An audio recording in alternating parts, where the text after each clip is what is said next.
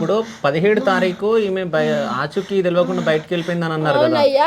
So అంటే మీకు చెప్పిందా కూతురు వెళ్ళేటప్పుడు? నాకు 6ంటికి 5ంటికి కాలేజ్ నుంచి వచ్చింది.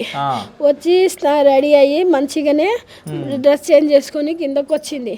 కిందకు వచ్చి మా అల్లుడు ఒక ఆయన ఉన్నాడు, నాకు తమ్ముడు అవుతాడు, వాడికి టైఫాయిడ్ వచ్చిందని చెప్పారు. చెప్తే ఇంటి ఎదురు వాళ్ళు కేకులు కోసుకుంటా ఉండారు. వాళ్ళు కేక్ ఈటలు లేదమ్మా మనకంటే పిలిచారమ్మా, మనం బోటలు లేదన్నా. ఈయనకు పంపించింది నాకు కేక్ దేపో అని. కేకు తెస్తాను లెక్క అన్నాడు. అన్న తర్వాత కూర్చుంది. అమ్మ నాకు పిచ్చిలేస్తుంది, నాకు ఉండబుద్ధి కావట్లే, నేను ఎడికన్నా పోతానంది. అంటే అమ్మ గుంటూరు పోతావా, బావకు బాగలేదంట, బుక్ చేయాలంటే పిచ్చిదానా నీకు బుక్ చేసుకోవటం కూడా వచ్చా, నేను బుక్ చేసుకొని పోతానంది.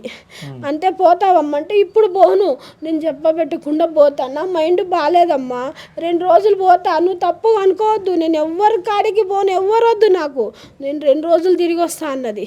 అని 8ంటికి పైకి వచ్చింది. నేను వచ్చా ఏందమ్మా అని. ఏం లేదమ్మా ఆకలి అవుతుంది అంది. చిక్కుడుకాయ కూర ఉందమ్మా అంటే అన్నం తినిపి అంది. నాకు అన్నం తినిపించా. ఆడొక చిన్న పాపతోటి ఆడుకుంది జరసేపు. 9ంటికి కిందకి దిగింది. ఫోన్ మాట్లాడుకుంటా రికార్డ్స్ కావాలని. ఎప్పుడు బ్యాగ్ సర్దుకుంటో మాకు తెలియదు. ఆమె మనసులో చెప్పింది, నేను వాళ్ళ ఇంటికైతే పోనమ్మా, నాకు వద్దని చెప్పింది. నాకు ఏమేమో అంటున్నాడమ్మా, నా మీద ఇంకా నిందలేస్తున్నాడమ్మా, నాకు ఆస్తి పోయిందని తెలిసిందంటమ్మా, నువ్వు ఎందుకు రాసిచ్చావని అడిగాడమ్మా నాకు అని చెప్పింది. అమ్మ పోతే పోనమ్మా, నువ్వు మార్చుకోమ్మా అంటే మారుతానమ్మా అని చెప్పింది. నేను ఫోన్ చేసా చూసుకొని, ఏడున్నావమ్మా అంటే అమ్మ ఫ్రెండ్ కాడికి వెళ్తున్నా, మనసేం బాగాలేదు, జరసేపు జిల్లలు కూడా చెరువు కట్ట కాడ తిరిగి వస్తానమ్మా అంది.